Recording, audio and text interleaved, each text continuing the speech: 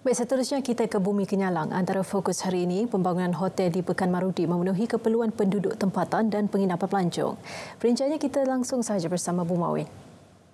Baik, terima kasih Nurul. Penubuhan Hotel 3 Bintang di Marudi adalah tepat pada masanya kerana ia bukan sahaja memenuhi keperluan penduduk tempatan di negeri ini, malah turut menyediakan penginapan kepada pelancong dari luar negara. Premier Sarawak Datuk Petinggi Tan Sri Aban Johari Tunopeng berkata pembangunan hotel ini merupakan salah satu projek infrastruktur yang diperlukan selain menyediakan bekalan elektrik dan air kepada masyarakat luar bandar. Katanya perkhidmatan disediakan ini dijangka dapat membantu memenuhi permintaan yang semakin meningkat terutama sekali ketika penganjuran acara berskala besar. Malah ianya akan menjadi salah satu daripada tunjang transformasi Pekan Marudi meningkatkan aktiviti ekonomi serta mempelbagaikan sumber ekonominya di samping mewujudkan peluang pekerjaan kepada penduduk tempatan. Beliau berkata demikian pada Majlis Pecah Tanah Hotel Marudi oleh Perbadanan Pembangunan Ekonomi Sarawak SEDC di Marudi semalam. Katanya sektor perkhidmatan khususnya pelancongan boleh menjadi aktiviti ekonomi yang memberi manfaat kepada masyarakat di bahagian utara Sarawak. Kawasan Marudi dan Baram mempunyai banyak tarikan dari segi kehijauan yang melimpah, budaya yang unik dan indah terutamanya masyarakat orang Ulu serta masakan tempatan yang lazat boleh menarik pengunjung dari Miri, Brunei dan sekitarnya. Hotel baharu dengan 90 bilik itu dibina di atas tapak lama Rumah Rehat Marudi berhadapan Dewan Suarah Marudi amat strategik lokasinya kerana berhampiran dengan lapangan terbang Marudi serta Kubu Hos yang merupakan sebahagian sejarah kawasan tersebut. Kuching Marathon tetap mendapat tempat di hati pelari dari dalam dan luar negara tahun ini. Menteri Pelancongan, Industri Kreatif dan Seni Persembahan, Datuk Seri Abdul Karim Rahman Namzah berkata, walaupun bertembung dengan standard chartered maraton antarabangsa di Kuala Lumpur hari ini, Kuching Marathon mencatatkan lebih 10,000 penyertaan.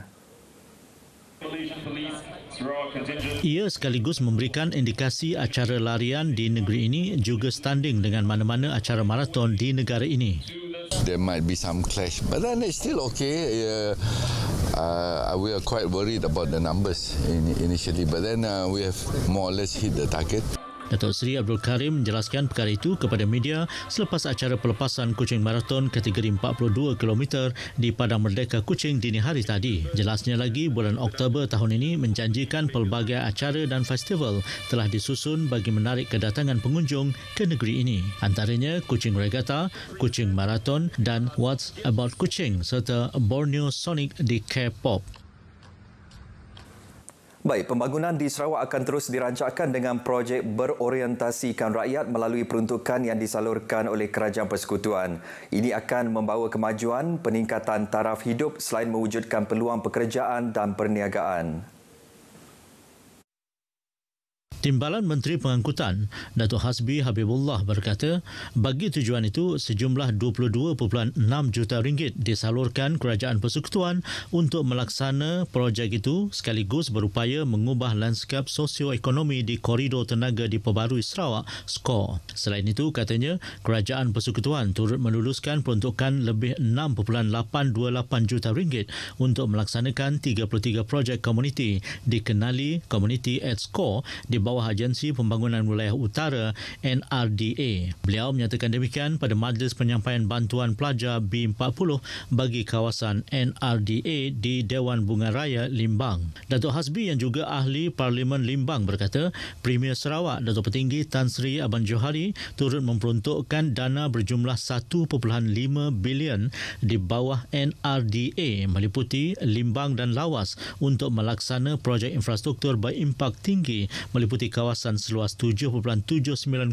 km persegi. Setakat ini, Lembaga Pembangunan Koridor Wilayah RIKODA telah berjaya menyiapkan 56 projek di kawasan NRDA, 82 projek dalam pembinaan dan 18 lagi berada di bawah peringkat reka bentuk. Pada Majlis Berasingan pertandingan futsal Piala Yang Berhormat Datuk Hasbi di Kampung Bukit Gudang, Datuk Hasbi dalam ucapannya mahu Pertubuhan Belia Kebangsaan Bersatu Sarawak seberkas mempergiat pelbagai program program khas untuk para belia. Ianya akan memberi peluang kepada anak muda untuk turut serta dalam aktiviti yang dianjurkan pada masa sama menyerlahkan bakat mereka dalam pelbagai bidang. Oleh itu, mereka perlu dibimbing ke arah menjadi pemimpin yang akan mengemudi negara pada masa depan. Pertandingan anjuran seberkas cawangan Batu Danau itu disertai 15 pasukan. Beliau turut merasmikan gelanggang futsal seberkas di Kampung Bukit Gudang.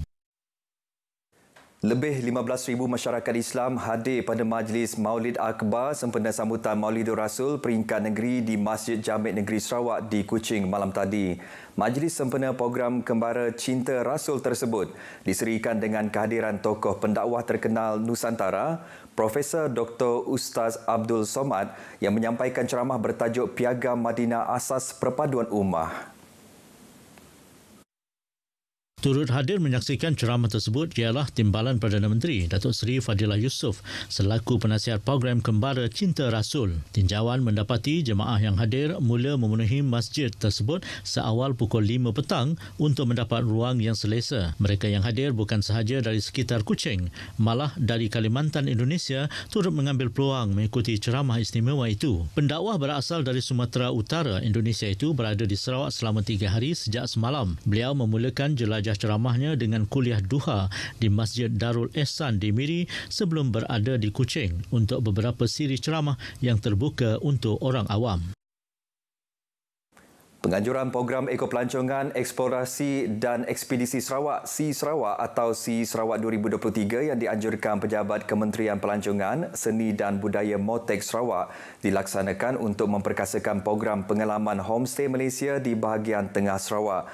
Menurut Ketua Setiausaha MOTEK Datuk Roslan Tan Sri Abdul Rahman, fokus utama penganjuran program ini adalah berkonsepkan eksplorasi dan ekspedisi ekopelancongan selama 4 hari iaitu 29 September hingga 3 Oktober 2023. Program ini melibatkan 4 elemen aktiviti termasuk pengalaman homestay, eksplorasi ke tempat tarikan pelancongan alam semula jadi, ekspedisi off-road menggunakan kenderaan pacuan 4 roda dan kempen kesedaran konservasi produk ekopelancongan. Pemilihan daerah Sungai Asap Belaga amatlah bersesuaian dalam tujuan untuk memperkasakan program pengalaman homestay Malaysia di bahagian tengah Sarawak, khususnya kawasan pedalaman di daerah Belaga yang kaya dengan warisan kebudayaan, kraftangan dan sumber alam semula jadi.